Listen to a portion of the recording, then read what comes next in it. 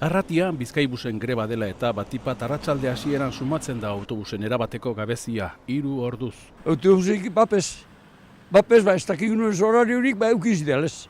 Bai, oso gitxi. Ze ordu bidik edo dauzein de. Galdakaoko erietxera joateko ziren batzuek itzordua bertan behera utzi behar izan dute. La gente está anulando las citas en el hospital, porque no hay manera. Edo bestela, autoa erabili behar eta denentzat ez da hain erraza.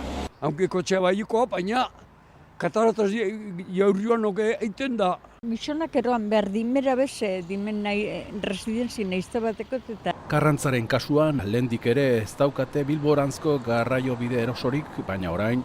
Hemen ez dago alternatibarik. Bakar ditugu 3 trenak egunero Bilbora joateko, gure egoera beti izan da txarra. Oraino okerrago. Txarra. Egunean 6 autobus izan eta orain 2rekin konpondu behar.